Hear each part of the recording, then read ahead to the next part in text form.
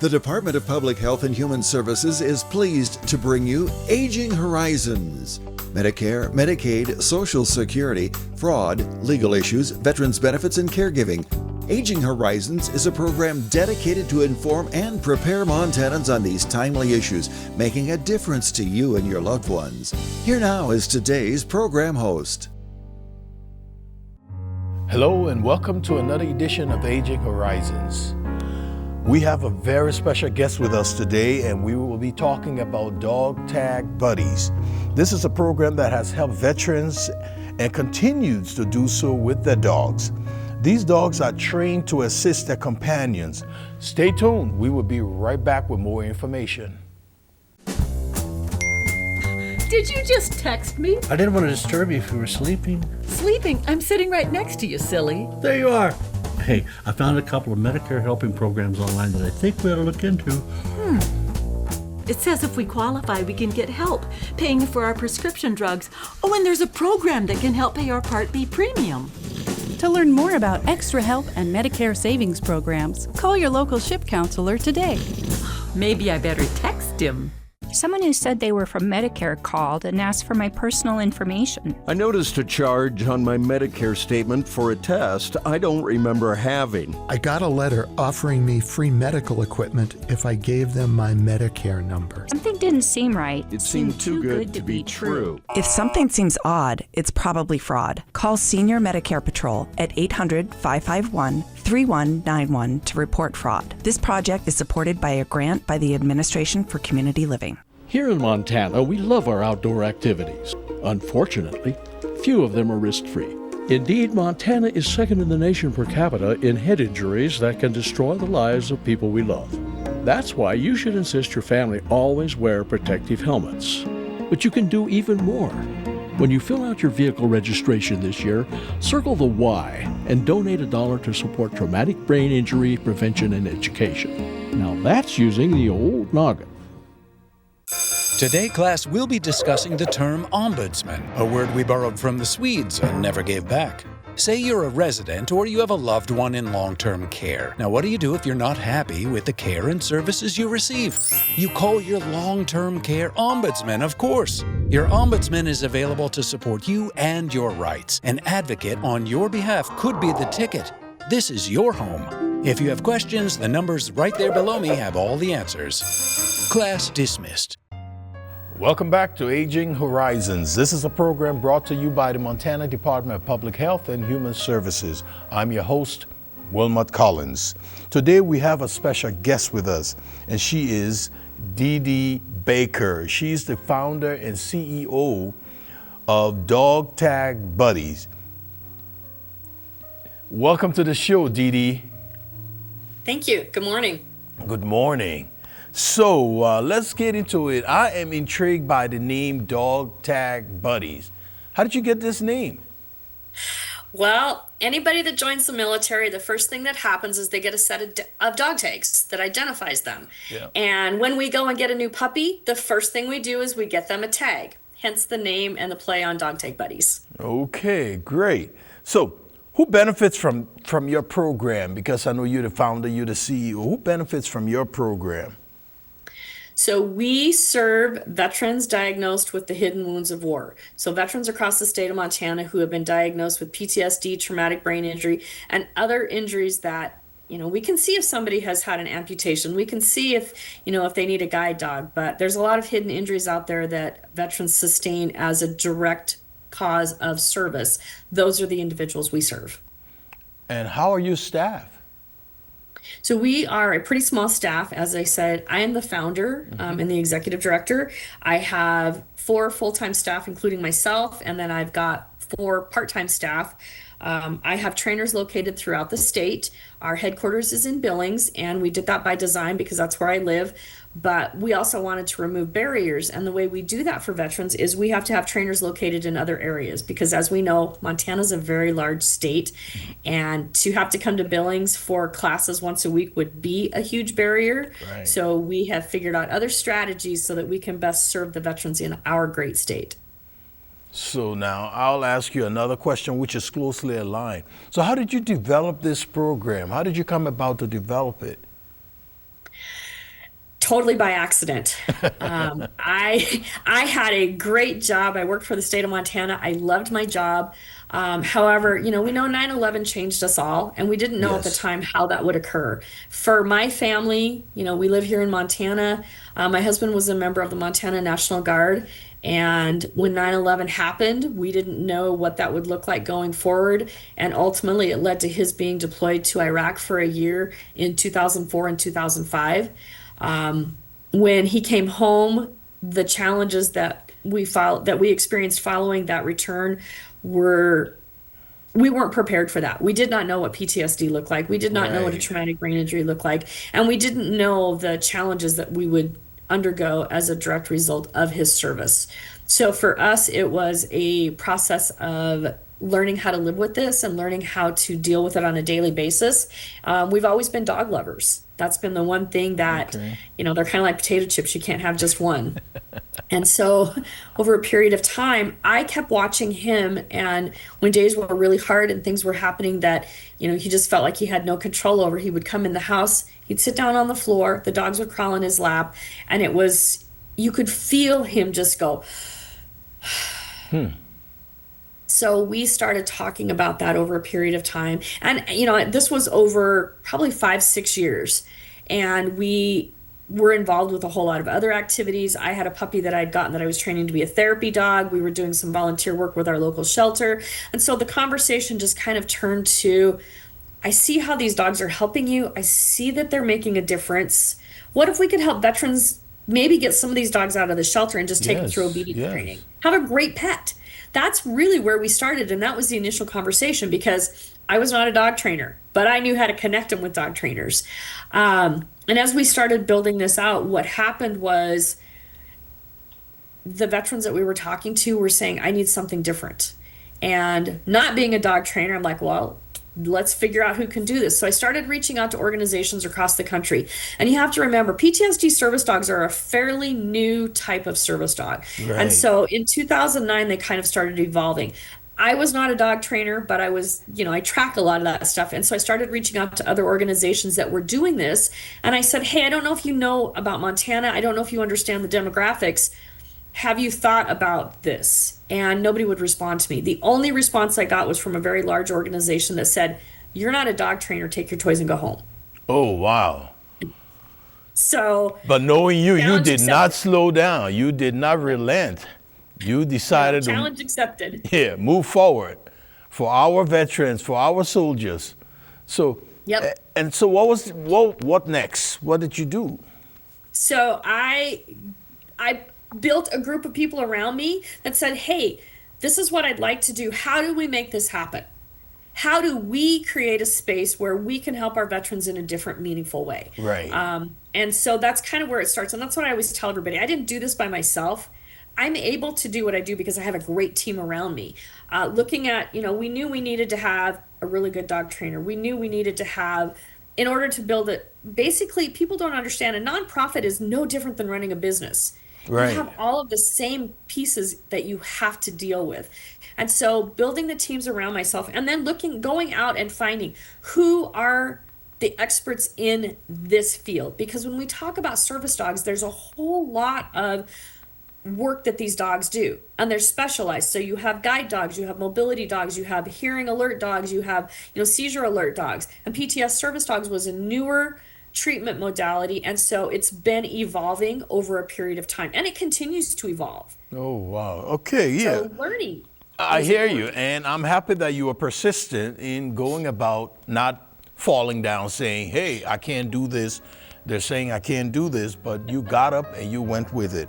I know the next part of our discussion will be talking about occupational therapy, and that's another part of the program you brought in. So I want you to know that that's what we're going to be talking about next. And so stay tuned. We will be right back with more Dog Tag Buddies.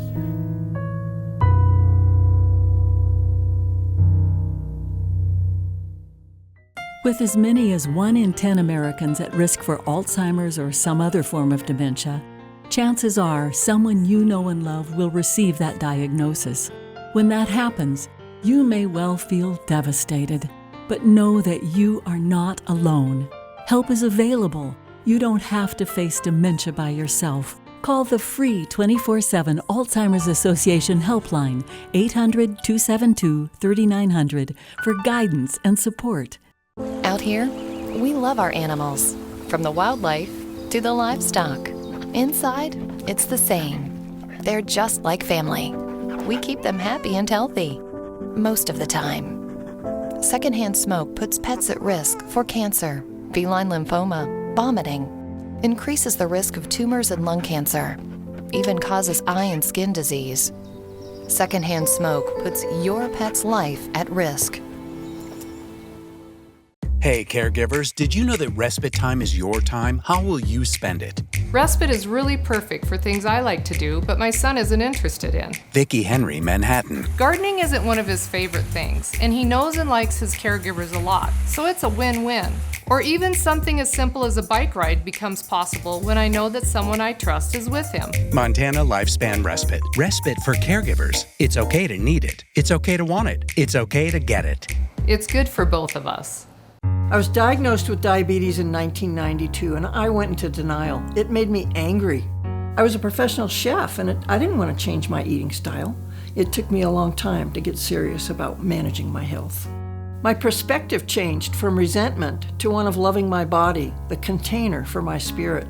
Getting help from my diabetes educator supported my goals of improved self-care. I want to feel good and have a great life.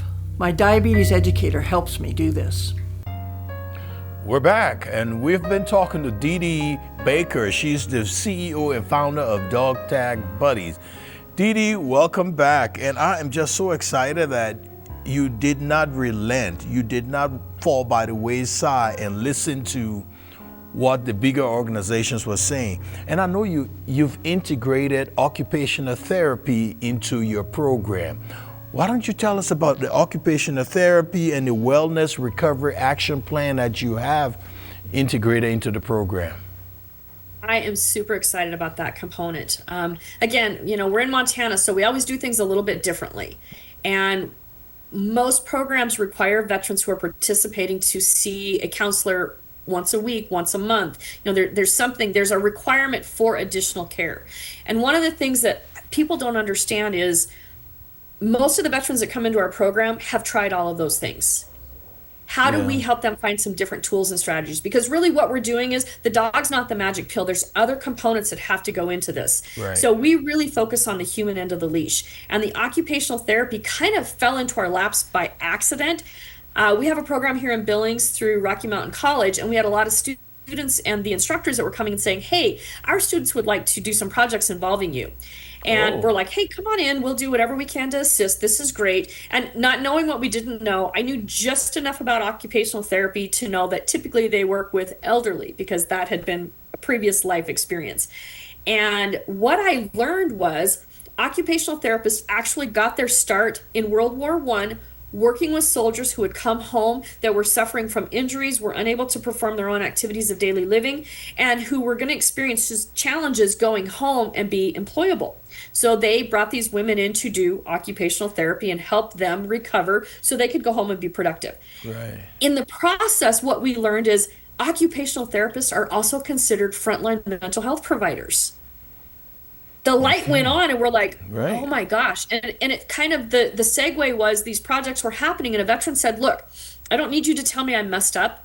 I know that. Right. I need you to help me figure out tools and strategies to help me move through this. And that's where occupational therapy comes in, because literally it's about helping them with their activities of daily living. And for our veterans, it's not that they're incapacitated, it's that they experience challenges with sensory overload. They have sleep issues, they have diet and nutrition, unable to follow routine, things like that. And how do we help them through that?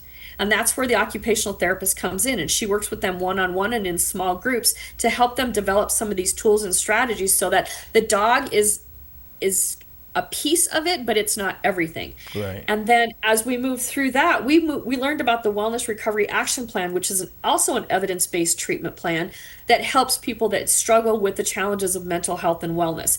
It was developed back in the 90s, and recently 5 members of my staff, including myself, just became facilitators. And the Wellness Recovery Action Plan, it really helps a veteran build out a plan. What does it look like when I'm well? What does it look like for my support network? What are the things that I do when I'm well? And that's where the occupational therapist can take these components and help them build that out, because it's not a one size fits all. You bet. It gives these veterans agency to say, this is what I need. The flip side of that is, how do we help them start to recognize when they're moving into crisis? Because this is an ongoing process, and this is an ongoing life challenge. How do we help them with that? So the crisis recovery plan is also a piece of the wellness plan, where they get to look at, what does it look like when I'm starting to fall into crisis? What are the things that I'm not doing?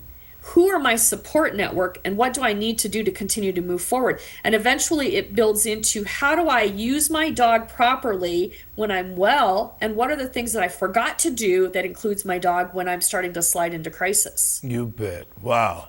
That is fabulous. And I know you just got accredited also. You're the first and only Assistant Dog International accredited organization. You want to talk to us about how you got accredited and what this program is about? Absolutely. So Assistance Dogs International is an internationally recognized accrediting body of member organizations that provides service dogs, not just for veterans, but service dogs in general. So in order to become an accredited member, it's a long process. We had to become a candidate. We had to sit in a candidate position for a minimum of 2 years. We actually sat there for 4 years. Whoa. And we had to build out our program, all of our policies, all of our procedures, everything that we do had to meet a pretty high standard in order to receive that accreditation. And so for us, we received our candidacy in 2020. We were awarded our accreditation in January of 2025. So it was a long process. It was a lot of work, but for us, it was incredible. But knowing you don't let things stop you. You just keep moving. You just keep going forward. That's the military way. And so I know. Absolutely. In this program, Assisted Dog International, what are some of the things you do in that program? I see you service dog. You do training, you do occupational therapy, and all that kind of stuff. What caught me here is trauma, education, and resilience building. Do you want to quickly talk to us? We got less than 30 seconds. And then for us, it's a philosophy that we take into everything we do. The idea is, our teams have experienced trauma. Our goal is to treat them with respect and to not create new trauma, and to make sure that we're addressing, if they have previous trauma, that we are aware of those things so that we can help mitigate some of those as we're going through the training process. Awesome. TD, thank you so much. Don't go away. We will be right back. We have more information from Dee Dee Baker. She's the founder and CEO of Dog Tag Buddies. Stay tuned.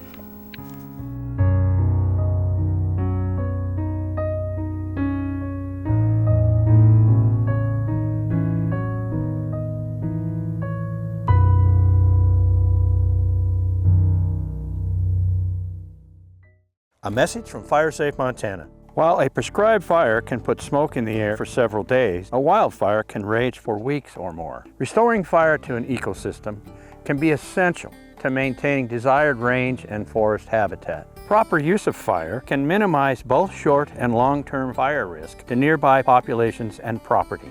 For more information, contact FireSafe Montana today. This message brought to you in part by Northwestern Energy and aired by the Montana Broadcasters Association. You've probably seen some big-name celebrities on your TV lately talking about all the Medicare benefits you're missing out on. But the insurance companies who are paying for these ads may be pushing benefits not available in Montana. Fortunately, help is available from a friendly state health insurance assistance program counselor who can help you sort it all out. It's free, and we screen everyone for eligibility regardless of your zip code. It's Montanans helping Montanans. Call today. Montana's veterans answered the call. Now, our veteran service officers are here to answer theirs. Whether it's filing a claim, accessing healthcare, or navigating earned benefits, you're not alone. Our VSOs provide expert guidance at absolutely no cost to you. You served our nation. Let us serve you. Visit your local VSO today. Call 406-324-3742 or visit veterans.mt.gov. Montana serving veterans. Hey, caregivers, did you know that respite time is your time? How will you spend it? When the weather's good, I gotta get away for some fishing, and that's a must. Fred Dahlbeck. Clancy. My grandson tells me we suck at golf. Fun though. And there's never enough time to keep the old 57 Chevy happy. Montana Lifespan Respite. Respite for caregivers. It's okay to need it. It's okay to want it. It's okay to get it. Come on, girl. Welcome back to Aging Horizons, and we've been talking to Dee Dee Baker. She's the founder and CEO of Dog Tag Buddies.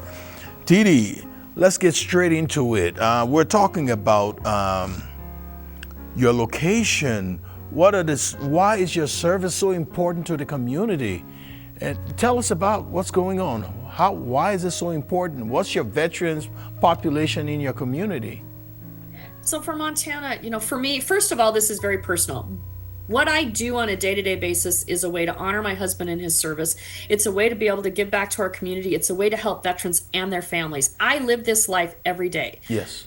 Being a part of that community is super important. And when we look at Montana demographically, Montana has consistently ranked in the top 4 for death by suicide over the last 40 years. Our veterans Our death by suicide among our veteran population is almost twice the national average. And it's not just our veterans, it's their families that are at risk. And so we also live in a rural to frontier rural state. We have 7.9 people per square mile in a state that covers over 147,000 square miles. That's huge. Yeah. So when you're looking at rural to frontier rural and you're looking at access to care and you're looking at, how soon can they get in to see somebody if they need something? For Montanans as a whole, we have to look at traditional methods don't always work. So Dog Tag Buddies is very untraditional. First of all, we're talking about pairing someone with an untrained dog, taking them through a 2-year program to train the dog to be a service dog to meet their needs. So at the end of this dog is considered durable medical equipment.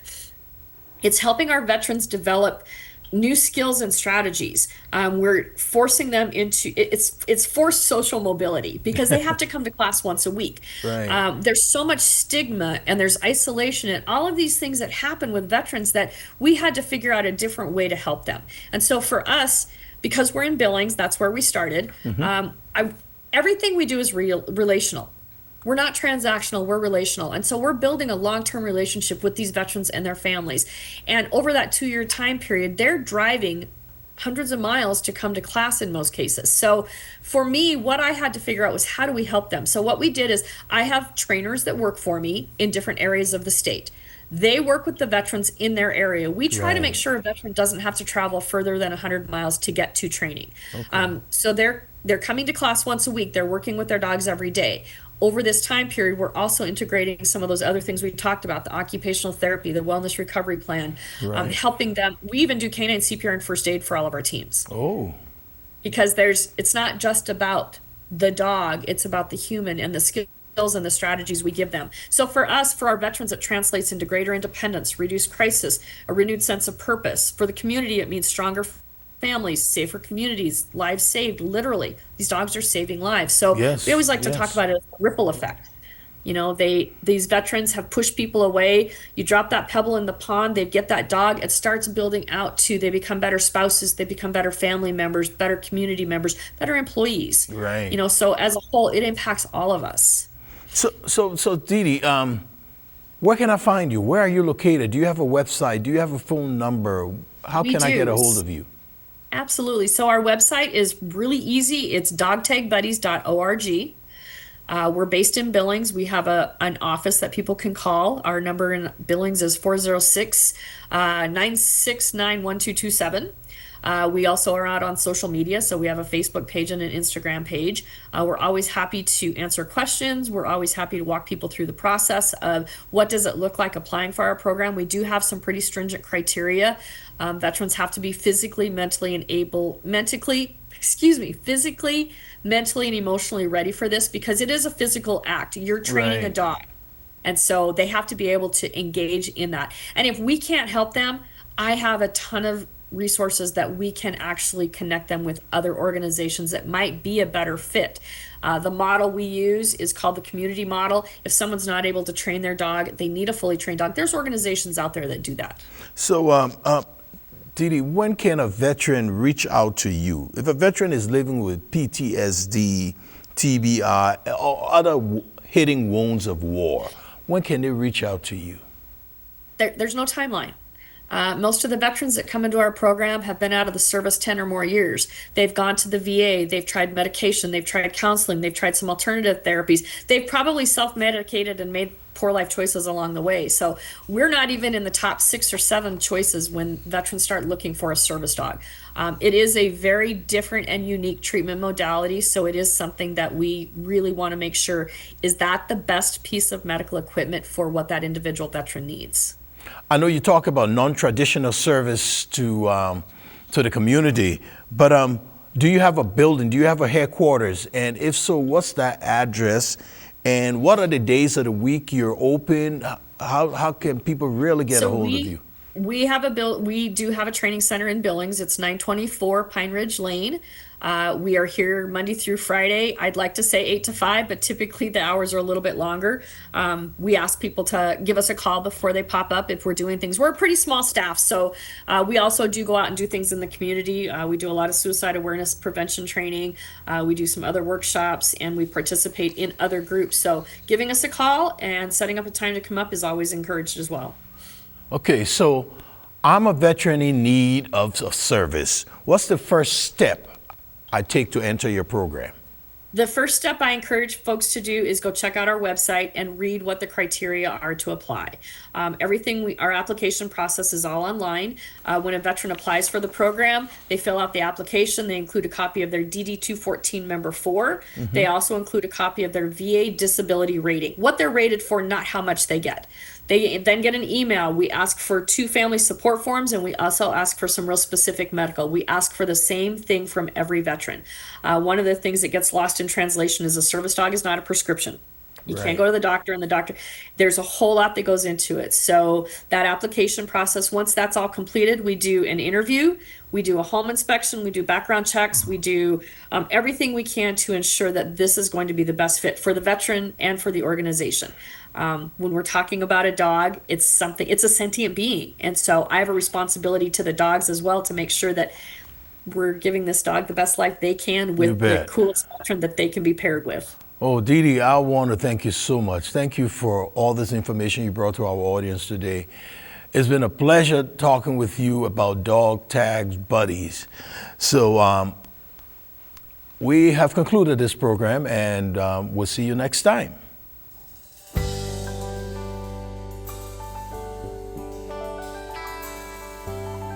Special thanks to the Department of Public Health and Human Services for their continued support.